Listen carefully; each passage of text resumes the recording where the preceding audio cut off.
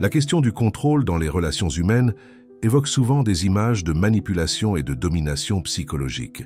Cependant, la philosophie stoïcienne nous offre une perspective radicalement différente sur ce que signifie véritablement avoir le contrôle dans nos relations interpersonnelles.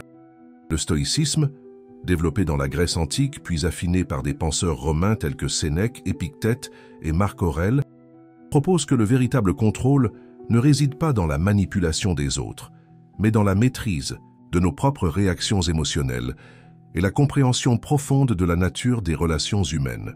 De nombreuses personnes rencontrent des difficultés significatives dans leurs relations, précisément parce qu'elles concentrent leurs efforts sur le contrôle du comportement d'autrui, négligeant le seul élément réellement sous leur emprise, leur propre perception, jugement et action.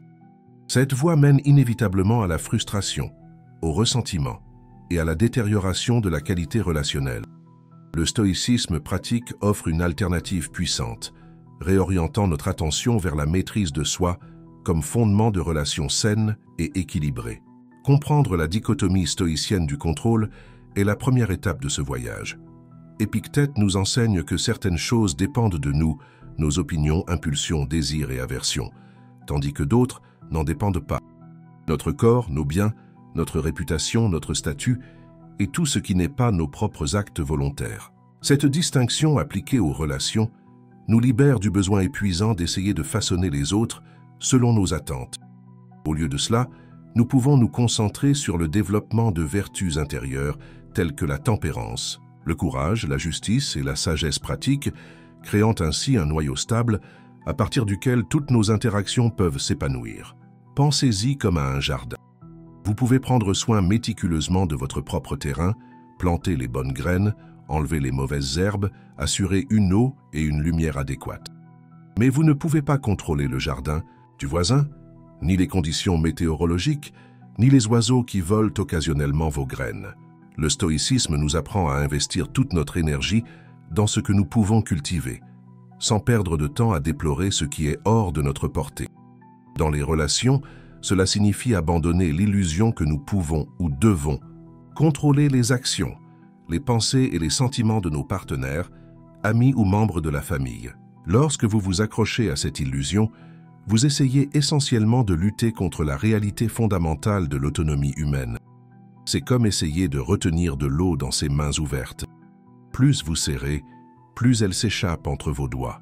Les neurosciences modernes confirment de nombreux aspects de la psychologie stoïcienne. Nous savons aujourd'hui que les émotions humaines fonctionnent selon des systèmes complexes de rétroaction, où la régulation émotionnelle interne affecte directement la qualité de nos connexions externes. Lorsque nous cultivons l'équanimité émotionnelle, comme le suggèrent les stoïciens, nous activons des circuits neuronaux associés à l'empathie cognitive et à la prise de décisions rationnelles, éléments cruciaux pour des relations saines. Cette connaissance scientifique contemporaine renforce la pertinence actuelle des principes stoïciens.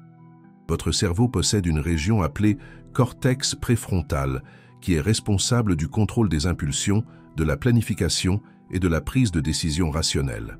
Lorsque vous vous trouvez dans des situations chargées émotionnellement, comme une dispute animée avec votre partenaire, cette région peut être prise en otage par le système limbique, responsable des réponses émotionnelles primitives de lutte ou de fuite. Les stoïciens, sans connaître cette neuroanatomie, avaient déjà développé des techniques pour renforcer l'équivalent mental du cortex préfrontal, vous permettant de maintenir la clarté même dans les moments de turbulence émotionnelle. Imaginez-vous dans une situation où votre partenaire fait quelque chose qui vous dérange profondément. Votre impulsion immédiate pourrait être de réagir avec colère, accusation ou manipulation émotionnelle pour corriger son comportement. C'est la réaction limbique, le chemin facile et instinctif. La voie stoïcienne, en revanche, vous invite à faire une pause à ce moment critique, à créer un espace entre le stimulus et votre réponse. C'est dans cet espace que réside votre pouvoir réel, votre véritable capacité de contrôle. Demandez-vous, qu'est-ce qui est réellement sous mon contrôle dans cette situation? La réponse sera toujours la même, uniquement votre interprétation de l'événement et votre réponse à celui-ci. Vous ne pouvez pas contrôler le comportement de l'autre, mais vous pouvez contrôler la manière dont vous choisissez de répondre. Ce simple changement de perspective transforme complètement la dynamique de toute relation. Les relations humaines suivent souvent des schémas prévisibles de haut et de bas, émotionnels. Le cycle tension-résolution est particulièrement pertinent. Lorsque nous expérimentons une tension relationnelle suivie d'une réconciliation, notre cerveau libère des neurotransmetteurs qui renforcent le lien. Dans les relations toxiques, ce cycle est fréquemment exploité délibérément, créant une dépendance émotionnelle par l'alternance calculée entre punition et récompense. Le stoïcisme nous apprend à reconnaître ces cycles et à éviter aussi bien de les manipuler que d'être manipulé par eux. Vous avez probablement déjà vécu ce cycle, une dispute intense suivie d'une réconciliation passionnée. Le sentiment de soulagement et de connexion après la résolution d'un conflit peut être presque addictif. Votre cerveau libère de la dopamine et de l'ocytocine pendant ces moments de rapprochement, créant une puissante association neurologique. Dans les relations saines, ce processus se produit naturellement et sert à renforcer le lien. Mais dans des dynamiques dysfonctionnelles, ce cycle peut être intentionnellement manipulé. Pensez aux partenaires qui créent des conflits à partir de rien, juste pour offrir ensuite la réconciliation comme preuve d'amour. Ou celui qui alterne, entre froideur extrême et moments calculés d'affection intense, vous maintenant dans un état constant d'insécurité et de désir ardent d'approbation. Ce sont des formes de contrôle externe visant à créer une dépendance émotionnelle. Le pratiquant du stoïcisme reconnaît ces schémas et refuse d'être manipulé par eux. Au lieu de chercher le contrôle sur les autres, le stoïcisme vous offre quelque chose d'infiniment plus précieux, la maîtrise de soi. Lorsque vous maîtrisez vos propres réactions émotionnelles, il devient pratiquement impossible d'être manipulé. La personne qui tente de vous contrôler par des jeux émotionnels n'a de pouvoir que tant que vous réagissez comme prévu. Lorsque vous cessez de jouer à ce jeu, vous brisez le cycle et retrouvez votre autonomie émotionnelle. La pratique de l'amour prudent, aimer en gardant une certaine réserve, inspirée de Sénèque, est particulièrement précieuse pour les relations modernes. Contrairement à la notion romantique contemporaine d'abandon total, les stoïciens prônaient un amour conscient, où nous maintenons notre autonomie émotionnelle tout en nous connectant profondément aux autres. Cet équilibre entre proximité et indépendance crée des relations plus résilientes, capables d'affronter les défis inévitables de la vie sans s'effondrer sous la pression. Sénèque conseillait « Aime comme si tu devais un jour haïr, fais comme si tu devais un jour aimer ». Cette phrase est souvent mal interprétée comme une incitation au cynisme, mais sa véritable signification est bien plus profonde. Il nous invite à aimer consciemment, à maintenir notre intégrité, émotionnelle même dans les relations les plus intimes. Cela ne signifie pas aimer moins, cela signifie aimer plus sagement. Imaginez un chêne et une vigne. La vigne s'enroule complètement autour du chêne, dépendant de lui pour son soutien et sa structure. Si le chêne tombe, la vigne meurt. Les stoïciens nous invitent à être comme deux chênes côte à côte, chacun avec ses propres racines, solides, chacun capable de se soutenir indépendamment, mais choisissant de grandir l'un près de l'autre. Ce modèle de relation, basé sur l'interdépendance saine plutôt que sur la codépendance, est le véritable idéal stoïcien. En pratique, cela signifie établir des limites claires même dans les relations les plus intimes. Cela signifie maintenir votre individualité, vos propres intérêts, amitiés et objectifs personnels. Cela signifie ne jamais placer la responsabilité de votre bonheur sur les épaules d'une autre personne. Le paradoxe est que cette indépendance émotionnelle ne fragilise pas la connexion. Elle la renforce, car elle élimine le poids écrasant des attentes irréalistes. Lorsque vous aimez avec cette conscience stoïcienne, vous pouvez embrasser pleinement le moment présent sans vous accrocher désespérément aux résultats futurs. Vous appréciez profondément la présence de l'autre dans votre vie tout en acceptant la nature transitoire de toute chose. Ce n'est pas un amour froid ou distant. C'est un amour adulte, mature et profondément réaliste. La communication, assertive basée sur les principes stoïciens, représente un autre pilier fondamental de la maîtrise saine dans les relations. En exprimant nos besoins et nos limites avec clarté, honnêteté et respect, nous évitons les extrêmes de la passivité, qui mènent à la répression émotionnelle, et de l'agressivité, qui génère des conflits inutiles. La communication stoïcienne se concentre sur les faits observables et les valeurs personnelles, évitant les jugements absolus sur le caractère des autres, une distinction cruciale qui préserve la dignité de toutes les parties impliquées.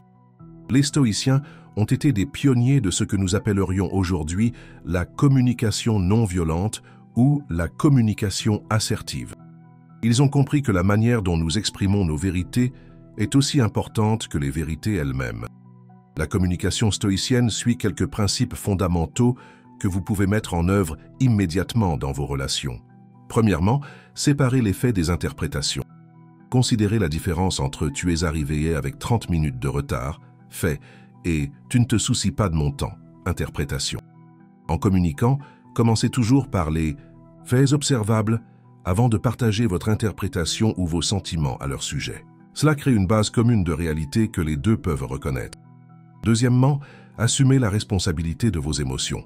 Comparez « tu m'as mis en colère » avec « je me sens frustré » lorsque nous convenons d'une heure et qu'elle n'est pas respectée. La première affirmation place la responsabilité de votre émotion sur l'autre. La seconde reconnaît que vos émotions sont les vôtres, même si elles ont été déclenchées par des actions externes. Troisièmement, communiquez vos besoins et limites plutôt que des exigences. « J'ai besoin de ponctualité dans nos rendez-vous » est très différent de « tu dois arrêter d'être en retard ». La première déclaration communique un besoin personnel, la seconde impose une exigence externe. Les gens résistent naturellement aux exigences, mais répondent souvent bien lorsqu'ils comprennent les besoins sous-jacents des autres. Enfin, pratiquez l'empathie cognitive, la capacité de comprendre la perspective d'autrui même sans être d'accord avec elle. Les stoïciens nous enseignent que tous les êtres humains agissent selon ce qu'ils perçoivent comme juste ou nécessaire à un moment donné. Lorsque quelqu'un agit d'une manière qui vous blesse ou vous frustre, il est probable que cette personne n'essaie pas délibérément de nuire, mais répond plutôt à ses propres perceptions, peurs ou besoins.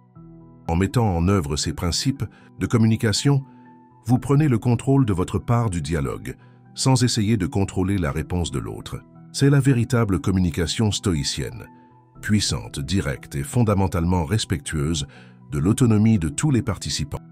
Le développement de relations profondes basées sur des valeurs partagées, plutôt que sur des dépendances émotionnelles, représente l'aboutissement de l'approche stoïcienne.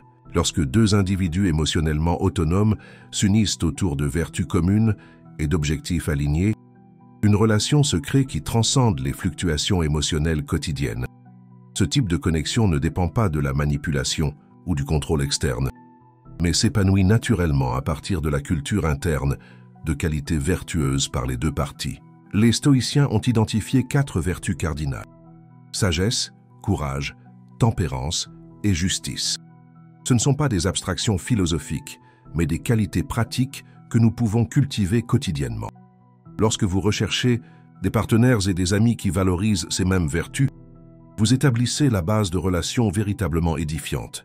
La sagesse pratique, phronésis dans les relations, signifie discerner ce qui est vraiment important de ce qui est trivial. Combien de disputes relationnelles tournent autour de questions qui, dans le grand schéma de la vie, sont absolument insignifiantes? La personne sage sait quand soulever une question et quand la laisser passer. Elle sait distinguer les préférences personnelles, sur lesquelles des personnes raisonnables peuvent être en désaccord, des principes fondamentaux qui définissent notre intégrité. Le courage, Andreia, dans les relations, signifie affronter les conversations difficiles lorsque nécessaire, établir des limites même lorsque c'est inconfortable, et parfois être prêt à rester seul plutôt que de compromettre des valeurs essentielles. Ce n'est pas l'absence de peur, mais la capacité d'agir malgré elle. La tempérance, sophrosine dans les relations, signifie modérer les impulsions destructrices comme la jalousie excessive, la possessivité ou le besoin de contrôle. C'est la capacité de ressentir des émotions intenses sans être dominé par elles, de répondre au lieu de réagir. La justice, dit Kaiosine, dans les relations signifie traiter l'autre avec une équité fondamentale. Respect et reconnaissance de sa dignité intrinsèque en tant qu'être humain. Cela signifie tenir ses engagements, être fiable et assumer la responsabilité lorsque nous faisons erreur. Lorsque vous priorisez les partenaires qui partagent votre engagement envers ces vertus, vous créez des relations qui tendent naturellement à l'équilibre et à l'harmonie.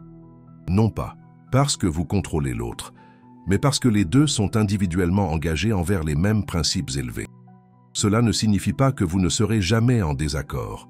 Au contraire, les relations vertueuses offrent amplement d'espace pour un désaccord sain et même un conflit constructif. La différence est que ces conflits se déroulent dans un contexte de respect mutuel et de valeurs partagées, servant finalement à renforcer et non à affaiblir le lien.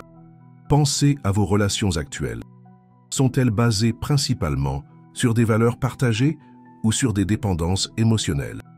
Restez-vous ensemble parce que vous vous respectez et vous admirez sincèrement, ou par peur de la solitude, par commodité ou par habitude. L'approche stoïcienne nous met au défi de rechercher des relations qui nous élèvent vers notre meilleure version, non pas qui répondent à nos insécurités ou nous maintiennent dans des schémas dysfonctionnels confortablement familiers. L'application du stoïcisme aux relations modernes exige une pratique constante et une autoréflexion honnête.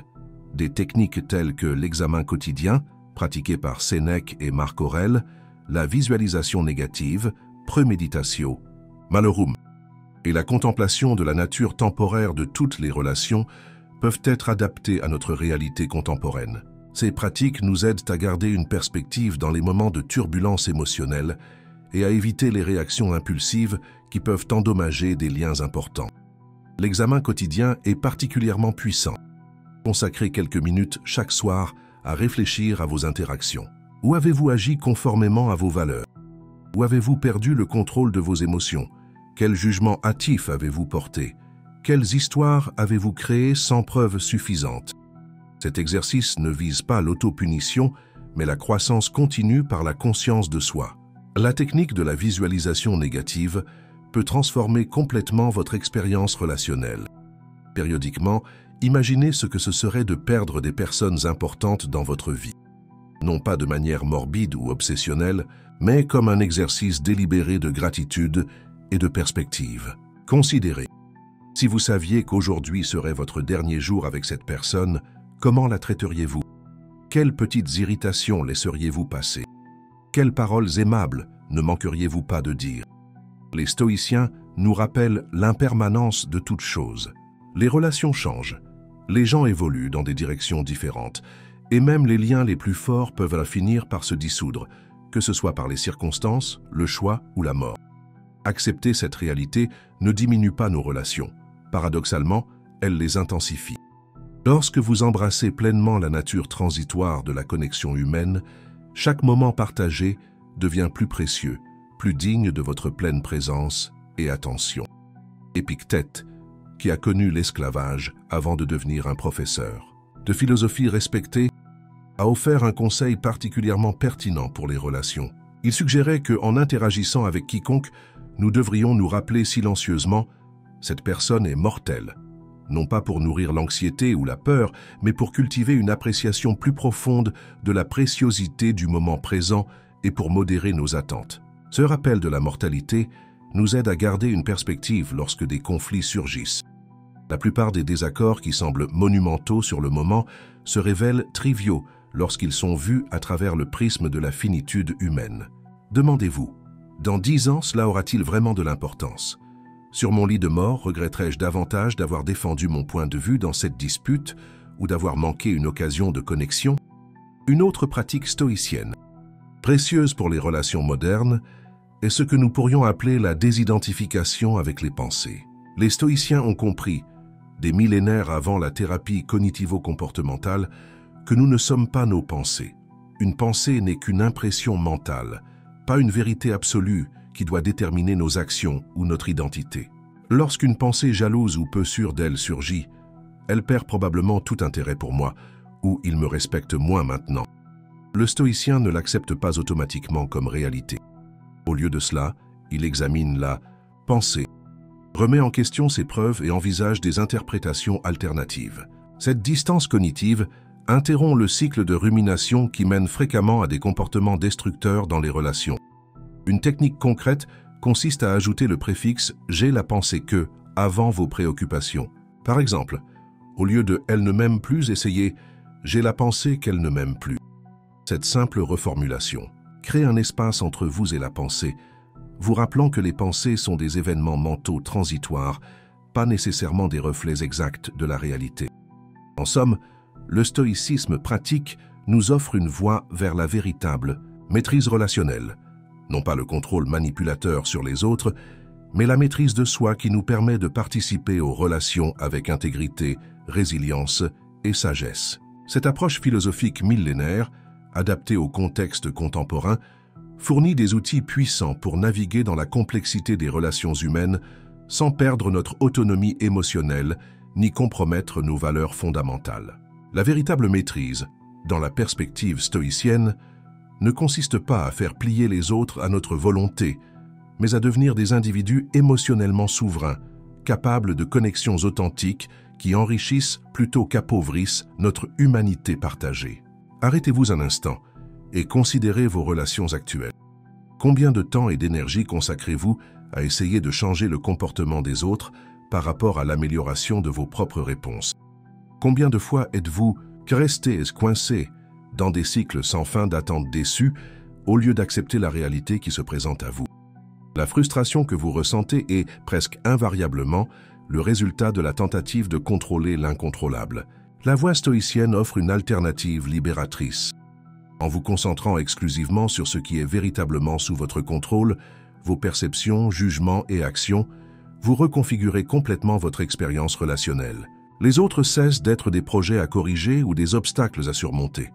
Au lieu de cela, ils deviennent des êtres autonomes avec lesquels vous pouvez vous engager authentiquement, sans la surcharge d'attentes irréalistes.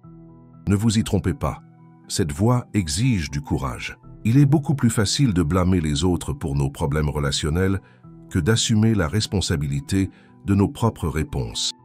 Il est plus confortable de pointer les défauts des autres que de confronter nos propres lacunes. Mais la croissance significative se produit rarement dans notre zone de confort. La pratique quotidienne du stoïcisme dans les relations peut être résumée en quelques principes fondamentaux. Accepter pleinement l'autonomie de l'autre. Chaque personne a le droit inaliénable de faire ses propres choix, même lorsque vous êtes en désaccord avec eux. Respecter cette autonomie ne signifie pas approuver toutes les actions, mais reconnaître que la liberté de choix est intrinsèque à la dignité humaine. Concentrez-vous sur votre cercle d'influence. Dans toute situation relationnelle, demandez-vous « Qu'est-ce qui est sous mon contrôle ici ?» La réponse sera presque toujours vos propres actions, paroles et attitudes. Canalisez votre énergie exclusivement sur ces facteurs. Pratiquez l'art de l'attente modérée. Les attentes sont des projections futures qui, lorsqu'elles sont frustrées, causent une souffrance inutile. Apprenez à agir sans attachement rigide à des résultats spécifiques. Faites de votre mieux, puis acceptez ce qui vient avec équanimité. Cultivez la vision à long terme. De nombreuses crises relationnelles qui semblent catastrophiques sur le moment ne sont que des notes de bas de page vues dans la perspective d'une vie entière. Demandez-vous régulièrement. Cela importera-t-il? Dans 1 an, dans 5 ans? Appréciez la temporalité de toutes les connexions. Toute relation finira par se terminer, que ce soit par les circonstances, le choix ou la mort. Cette vérité n'est pas une invitation au détachement froid, mais à une présence intensifiée. Lorsque vous reconnaissez l'impermanence, chaque interaction devient plus significative. Différenciez les personnes des comportements. Quelqu'un peut agir de manière blessante sans être intrinsèquement mauvais. Les stoïciens nous enseignent que les gens agissent selon leur propre perception de ce qui est juste ou nécessaire. Cette compréhension ne justifie pas les comportements nuisibles, mais permet une réponse plus efficace et compatissante. Lorsque vous intégrez ces principes dans votre vie quotidienne, quelque chose de remarquable commence à se produire. Vos relations deviennent simultanément plus légères et plus profondes. Plus légères parce que vous abandonnez le poids écrasant d'essayer de contrôler l'incontrôlable. Plus profondes parce que, en renonçant au contrôle externe, vous créez un espace pour des connexions véritablement authentiques. Le paradoxe final du stoïcisme appliqué aux relations est le suivant. Moins vous essayez de contrôler les autres, plus vous exercez naturellement une influence positive. Non par la manipulation ou la domination, mais par l'exemple personnel et l'intégrité inébranlable. Les gens sont naturellement attirés par ceux qui font preuve de maîtrise émotionnelle. Il y a quelque chose de magnétique chez quelqu'un qui garde son calme dans les situations tendues, qui répond au lieu de réagir, qui reste fidèle à ses valeurs, même sous pression externe. En cultivant ces qualités stoïciennes, vous transformez non seulement vos propres relations, mais vous offrez également un modèle alternatif à ceux qui vous entourent. La relation la plus importante que vous aurez jamais est la relation avec vous-même. Les stoïciens ont compris que notre conversation intérieure, nos jugements sur nous-mêmes et le monde, constituent la base de toute notre expérience de vie. Lorsque vous cultivez une relation d'amitié avec votre propre être, lorsque vous vous traitez avec la même compassion, respect et honnêteté que vous offririez à un ami cher, vous établissez le fondement de toutes les autres connexions. Cette relation saine à soi-même n'est pas de l'égoïsme ou du narcissisme. Au contraire, c'est la base nécessaire à l'amour authentique des autres. Comment pouvez-vous offrir une acceptation inconditionnelle, une présence pleine ou un soutien constant aux autres lorsque vous niez ces qualités à vous-même? Comme l'a dit Épictète, apprends d'abord le sens de ce que tu dis et ensuite parle. La voie stoïcienne est, en fin de compte, un chemin de liberté. Liberté du besoin de contrôler l'incontrôlable, liberté du drame relationnel inutile, liberté de choisir des réponses vertueuses, même dans des circonstances difficiles. Cette liberté ne vient pas de la domination des autres, mais de la maîtrise de vos propres réactions internes aux stimuli externes. Imaginez-vous au centre d'une tempête.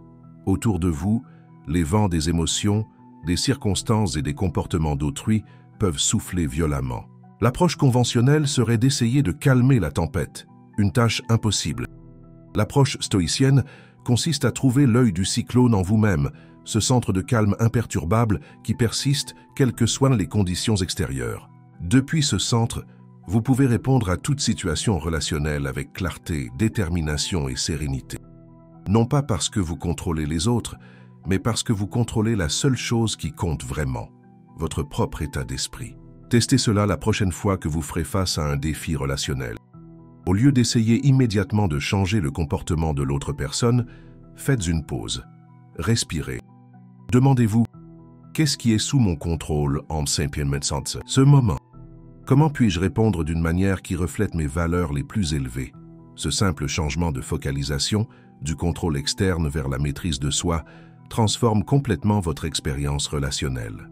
Les autres cessent d'être des problèmes à résoudre et deviennent des compagnons de voyage, chacun naviguant dans sa propre vie du mieux qu'il peut, avec ses propres luttes internes, peurs et aspirations. En pratiquant constamment les principes stoïciens, vous développez une présence relationnelle qui est à la fois forte et douce, assertive et compatissante, enracinée dans des valeurs inébranlables, mais flexible dans son expression. Cette présence ne cherche pas à dominer mais à inspirer, ne cherche pas à contrôler mais à connecter. Et paradoxalement, c'est précisément ce renoncement au contrôle externe qui vous confère le plus grand pouvoir relationnel possible. Le pouvoir d'être authentique. La véritable maîtrise dans les relations, comme les stoïciens l'ont compris il y a des millénaires, ne vient jamais de la manipulation ou de la domination des autres. Elle vient de la maîtrise de vos propres réponses, en alignant vos actions sur vos valeurs les plus élevées et en acceptant avec sérénité ce qui ne peut être changé. Dans cette acceptation, vous trouvez non pas la résignation, mais la liberté. La liberté de participer pleinement aux relations sans être contrôlé par elles. C'est la sagesse intemporelle du stoïcisme appliquée aux relations humaines. En renonçant à l'illusion du contrôle sur les autres, vous gagnez la seule maîtrise qui compte vraiment, la maîtrise de vous-même. Et dans cette maîtrise de soi, vous découvrez le fondement de connexions authentiques, résilientes et profondément satisfaisantes qui enrichissent votre vie sans la dominer. Commencez dès aujourd'hui. Lors du prochain défi relationnel qui se présente, souvenez-vous de la dichotomie du contrôle. Concentrez-vous exclusivement sur ce qui dépend de vous. Répondez au lieu de réagir. Choisissez la vertu plutôt que la victoire. Et observez comment, progressivement mais inévitablement, vos relations se transforment. Non pas parce que vous avez changé les autres, mais parce que vous vous êtes changé vous-même. Le pouvoir relationnel que vous recherchez ne réside pas dans le contrôle externe, mais dans la maîtrise de soi interne. C'est la vérité libératrice que le stoïcisme offre, la seule relation que vous pouvez réellement maîtriser est la relation avec vous-même. Lorsque vous maîtrisez cet art, toutes les autres relations s'épanouissent naturellement dans l'équilibre, le respect et l'authenticité mutuelle. Ce n'est pas une promesse de perfection, mais de progrès continu, vers des relations plus sages, plus équilibrées et véritablement satisfaisantes.